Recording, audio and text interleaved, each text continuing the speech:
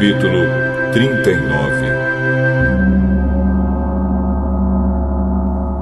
Com fios de lã azul, púrpura e vermelha, foram feitas as roupas sagradas que os sacerdotes deveriam usar quando servissem no lugar santo. As roupas de sacerdote para Arão foram feitas como o Senhor havia ordenado a Moisés. Fizeram o manto sacerdotal de fios de lã azul, púrpura e vermelha, de linho fino e de fios de ouro. Fizeram lâminas finas de ouro batido, que foram cortadas em fios para serem tecidos com o linho fino e com os fios de lã azul, púrpura e vermelha. Fizeram 2 alças para o manto, as quais foram presas nos seus 2 lados. O cinto que passava pela cintura do manto formava uma só peça com ele e era feito dos mesmos materiais, como o Senhor havia ordenado a Moisés. As pedras de ágata foram preparadas e montadas em engastes de ouro, e com muita habilidade gravaram nas pedras os nomes dos filhos de Jacó. Colocaram essas pedras nas alças do manto sacerdotal para representarem as 12 tribos do povo de Israel, como o Senhor havia ordenado a Moisés.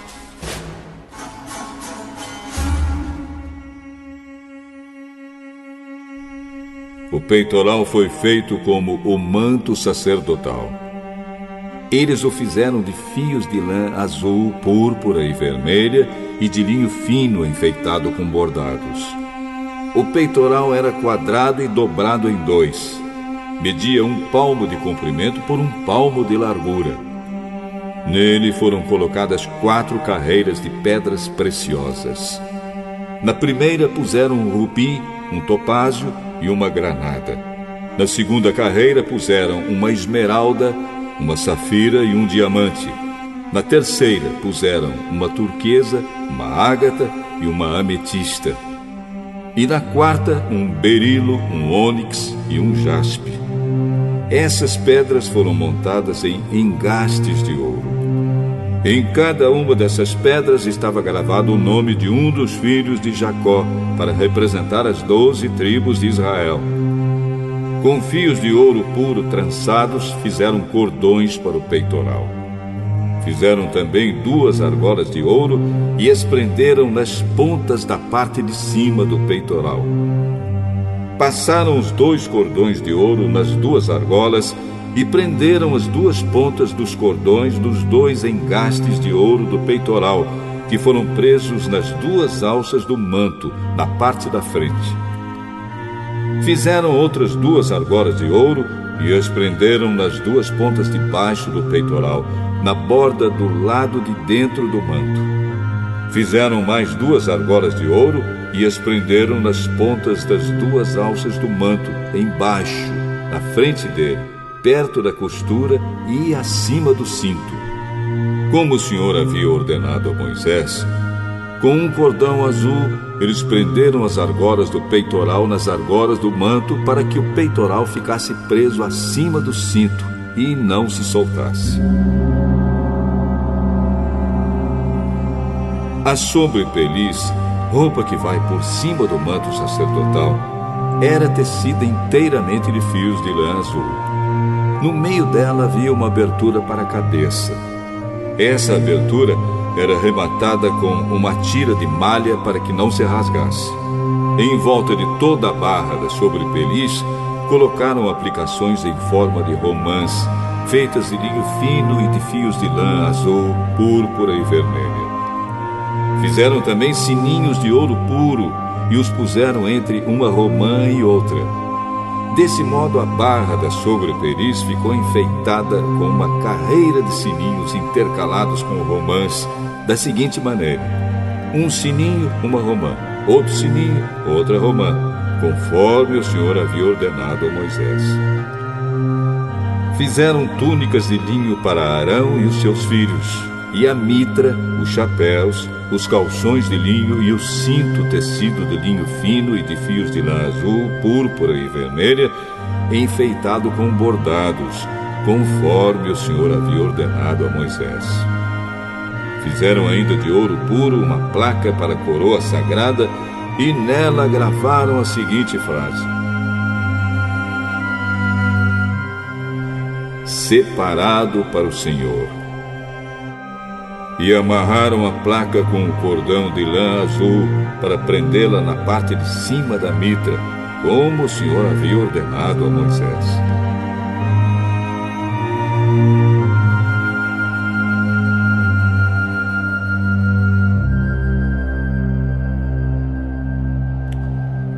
Todo o trabalho da tenda da presença de Deus foi acabado. Os israelitas fizeram tudo como o Senhor havia ordenado a Moisés. Eles levaram a Moisés a tenda e todo o seu equipamento, os prendedores, as armações, as travessas, os postes e as bases.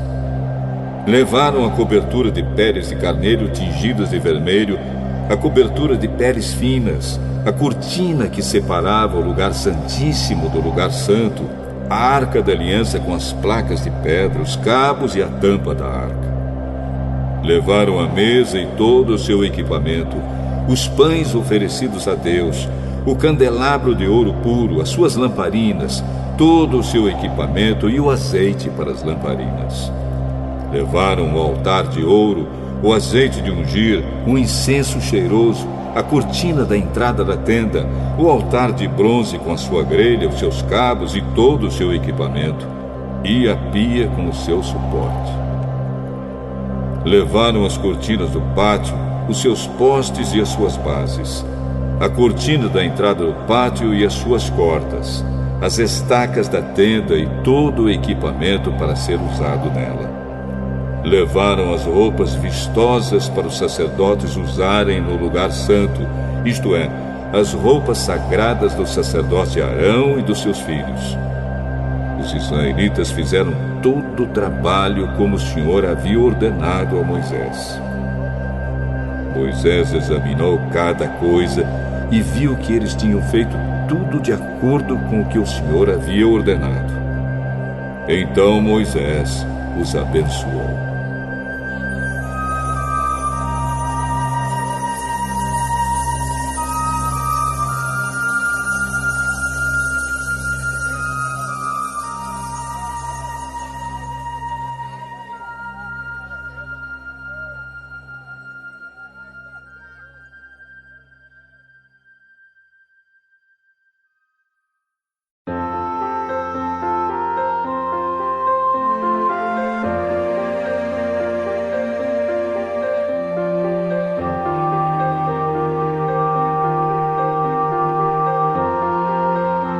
Capítulo 40.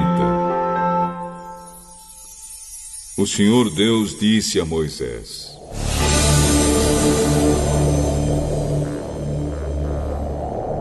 No dia 1º do primeiro mês, arme a tenda da presença de Deus. Coloque na tenda a arca da aliança, onde estão guardadas as placas com os 10 mandamentos, e ponha a cortina na frente da arca. Ponha dentro da tenda a mesa e coloque em ordem as coisas que estão sobre ela. Ponha dentro da tenda o candelabro e monte as lamparinas. Ponha o altar de ouro para queimar incenso na frente da arca da aliança e pendure a cortina na entrada da tenda. E na frente da tenda, coloque o altar de queimar os sacrifícios. Ponha a pia entre a tenda e o altar e encha com água. Depois arme o pátio ao redor da tenda e pendure a cortina na sua entrada. Então pegue o azeite de ungir e unja a tenda e tudo o que estiver nela. Desse modo, você a separará para mim e ela ficará sagrada. Depois você ungirá o altar das ofertas a ser completamente queimadas e todos os seus utensílios. Assim o altar ficará separado para mim e será muito sagrado. Do mesmo jeito você ungirá a pia com o seu suporte e a separará para mim. Leve Arão e os filhos dele para a entrada da tenda e mande que se lavem. Vista Arão com as suas roupas de sacerdote e depois de ungí-lo, o separe para mim, a fim de que me sirva como sacerdote. Traga os filhos dele e vista neles as túnicas. Em seguida você os ungirá, como ungiu o pai deles, para que me sirvam como sacerdotes. Isso fará com que sejam sacerdotes para sempre. Moisés fez tudo como o Senhor havia ordenado. E assim, no dia 1º do primeiro mês, quase um ano depois que os israelitas saíram do Egito, a tenda da presença de Deus foi armada.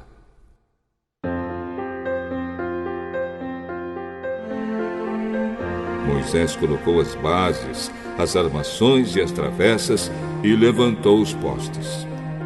Ele estendeu a cobertura sobre a tenda e colocou a cobertura de fora por cima dela, como o Senhor havia ordenado. Depois pegou as 2 placas de pedra e as colocou dentro da arca da aliança. Enfiou os cabos nas argolas da arca e colocou a tampa. Então pôs a arca na tenda e, como o Senhor havia ordenado, pendurou a cortina entre o lugar santo e o lugar santíssimo, para que ninguém pudesse ver a arca. Moisés pôs a mesa na tenda, no lado norte, do lado de fora da cortina, e colocou sobre ela os pães oferecidos a Deus, o Senhor, como ele havia ordenado. Moisés pôs o candelabro na tenda, no lado sul, em frente da mesa, e ali, na presença do Senhor, ele acendeu as lamparinas, como o Senhor havia ordenado. Pôs o altar de ouro na tenda, em frente da cortina, e queimou o incenso cheiroso, como o Senhor havia ordenado. Pendurou a cortina na entrada da tenda e ali, em frente da cortina, colocou o altar para as ofertas que seriam completamente queimadas. Em cima do altar, ele apresentou as ofertas a serem queimadas e as ofertas de cereais, como o Senhor havia ordenado. Pôs a pia entre a tenda e o altar e a encheu com água.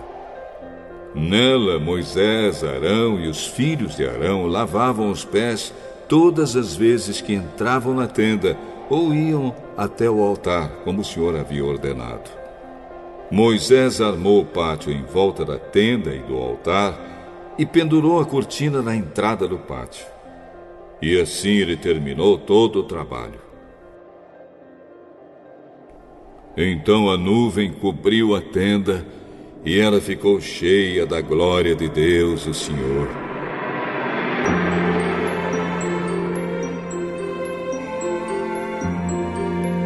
Por isso Moisés não pôde entrar nela. Os israelitas levavam o seu acampamento de um lugar para outro somente quando a nuvem se levantava de cima da tenda. Mas, se a nuvem não se levantava, os israelitas não saíam dali até o dia em que ela se levantava. Em todas as suas viagens, eles podiam ver, durante o dia, a nuvem da presença do Senhor em cima da tenda. E durante a noite, viam o fogo queimando em cima dela.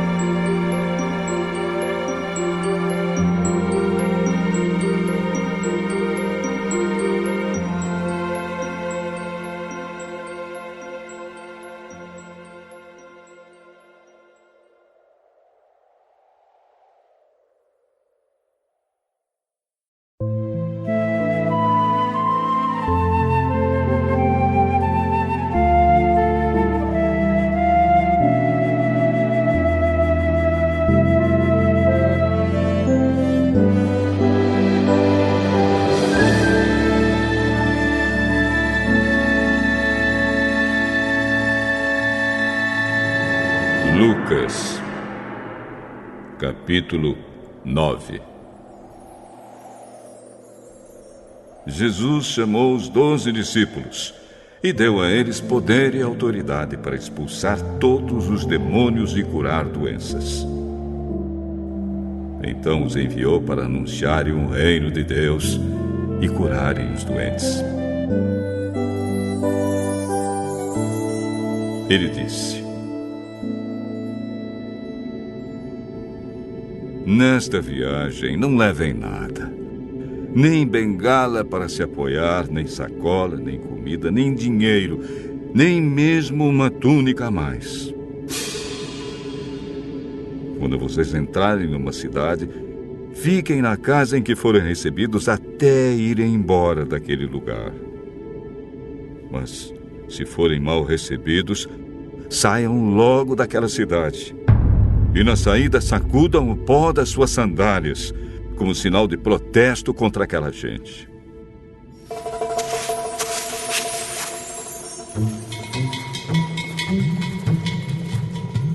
Os discípulos então saíram de viagem e andaram por todos os povoados, anunciando o evangelho e curando doentes por toda a parte.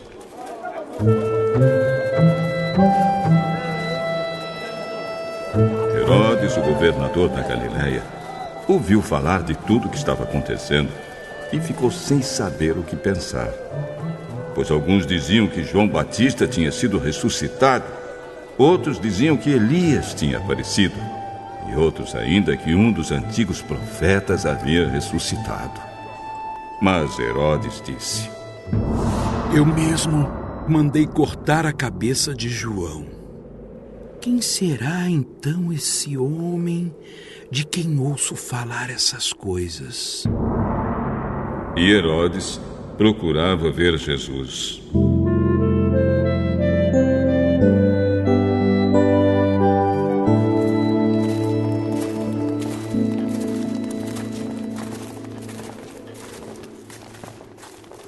Os apóstolos voltaram e contaram a Jesus tudo o que haviam feito. Então ele os levou consigo e foram sozinhos para o povoado de Betsaida. Mas as multidões souberam disso e o seguiram. E Jesus os recebeu, falou a respeito do reino de Deus e curou os que precisavam ser curados.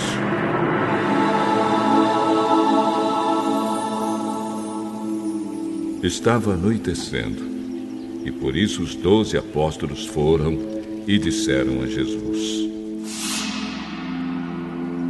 mande essa gente embora. Eles podem ir aos povoados e sítios que ficam por perto daqui. E lá poderão encontrar o que comer e onde ficar, pois esse lugar é deserto. Deem vocês comida a eles. Só temos 5 pães e 2 peixes. O senhor quer que a gente vá comprar comida para toda essa multidão?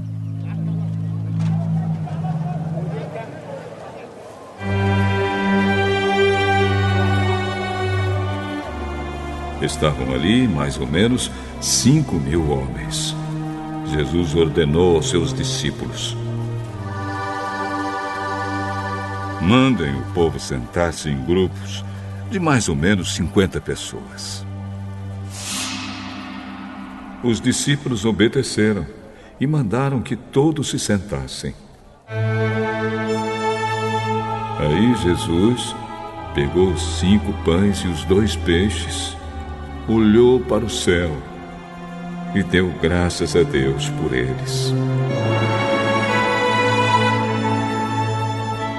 Depois partiu os pães e os peixes e os entregou aos discípulos para que eles distribuíssem ao povo.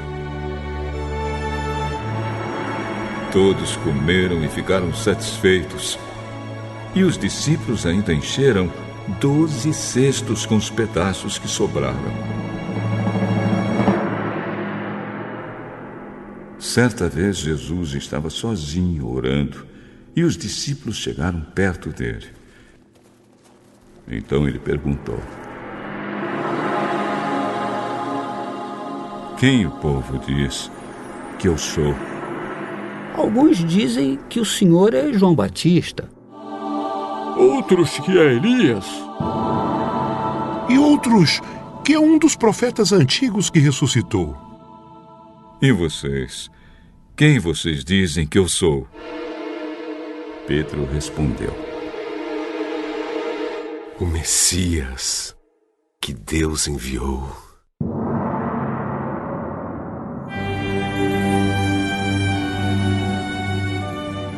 Jesus então proibiu os discípulos de contarem isso a qualquer pessoa e continuou: O Filho do Homem terá de sofrer muito. Ele será rejeitado pelos líderes judeus, pelos chefes dos sacerdotes e pelos mestres da lei. Será morto e no terceiro dia será ressuscitado. Se alguém quer ser meu seguidor, que esqueça os seus próprios interesses. Esteja pronto cada dia para morrer como eu vou morrer e me acompanhe. Pois quem põe os seus próprios interesses em primeiro lugar nunca terá a vida verdadeira. Mas quem esquece a si mesmo por minha causa terá a vida verdadeira. O que adianta alguém ganhar o mundo inteiro, mas perder a vida verdadeira e ser destruído? Pois se alguém tiver vergonha de mim e do meu ensinamento, então o Filho do Homem também terá vergonha dessa pessoa, quando ele vier na sua glória e na glória do Pai e dos santos anjos. Eu afirmo a vocês que estão aqui algumas pessoas que não morrerão antes de ver o reino de Deus.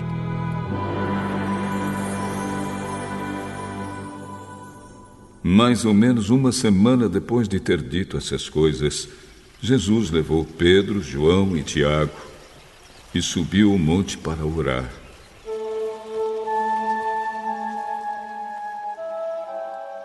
Enquanto orava, o seu rosto mudou de aparência e a sua roupa ficou muito branca e brilhante.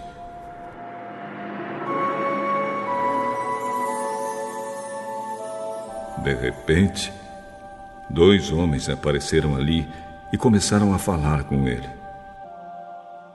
Eram Moisés e Elias, que estavam cercados por um brilho celestial.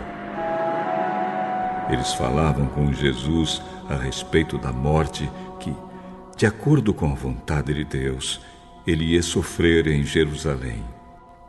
Pedro e os seus companheiros estavam dormindo profundamente, mas acordaram e viram a glória de Jesus e os 2 homens que estavam com ele. Quando esses 2 homens estavam se afastando de Jesus, Pedro disse: Mestre, como é bom estarmos aqui.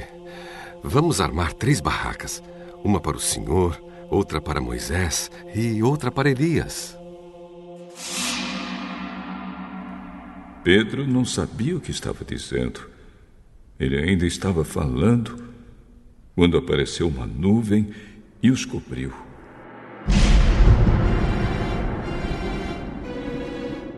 Os discípulos ficaram com medo quando a nuvem desceu sobre eles. E da nuvem veio uma voz: Este é o meu filho, o meu escolhido. Escutem o que ele diz.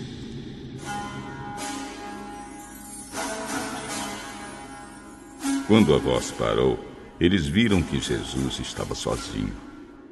Os discípulos ficaram calados. E naquela ocasião não disseram nada a ninguém sobre o que tinham visto. No dia seguinte, eles desceram do monte e uma grande multidão veio se encontrar com Jesus.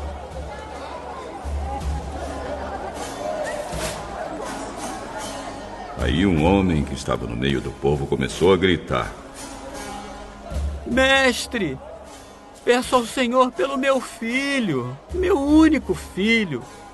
Um espírito mau o agarra e, de repente, o menino dá um grito e começa a ter convulsões e a espumar pela boca. O espírito o maltrata e não o solta de jeito nenhum. Já pedi aos discípulos do Senhor que expulsassem o espírito mau, mas eles não conseguiram. Gente mais sem fé. Até quando ficarei com vocês? Até quando terei de aguentá-los? Traga o seu filho aqui.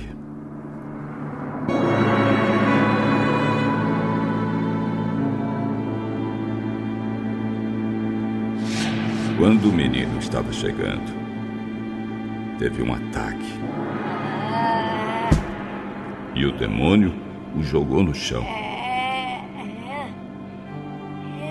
Então Jesus deu uma ordem ao espírito mau.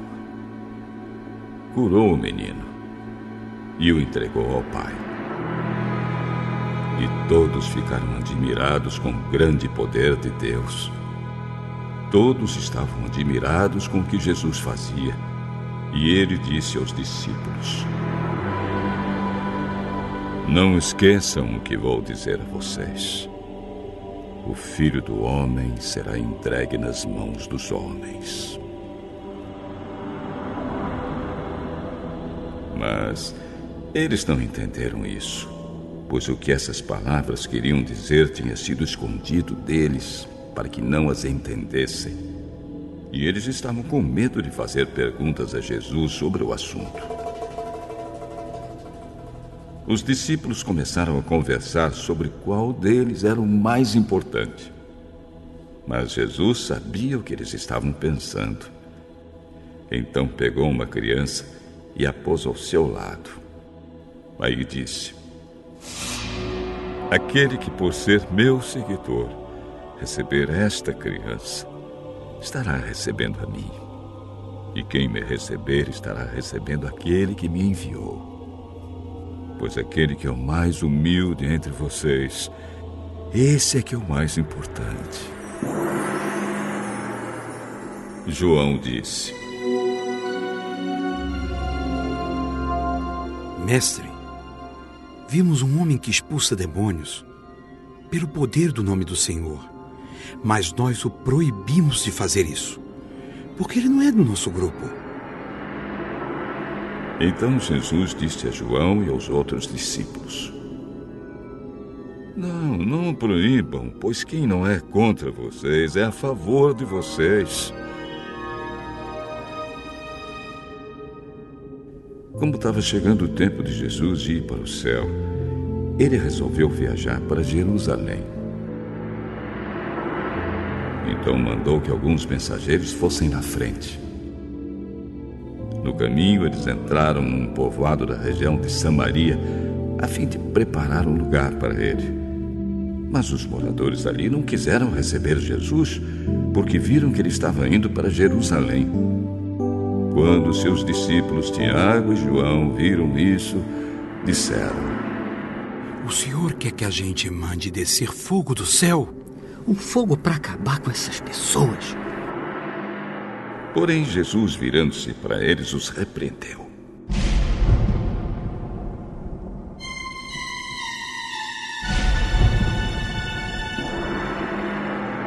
Então ele e os seus discípulos foram para outro povoado. Quando Jesus e os discípulos iam pelo caminho, um homem disse a Jesus: eu estou pronto a seguir o Senhor para qualquer lugar onde o Senhor for. As raposas têm suas covas e os pássaros os seus ninhos, mas o Filho do Homem não tem onde descansar. Jesus disse para o outro homem: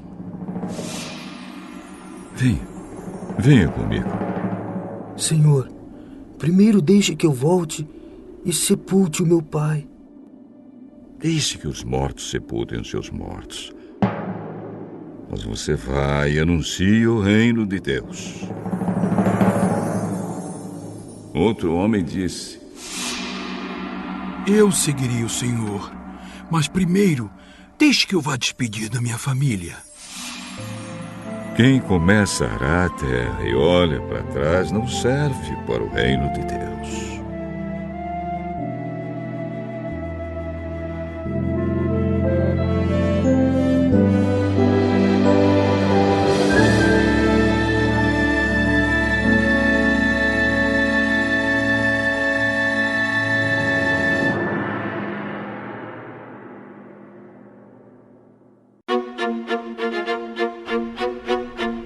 Salmo 45.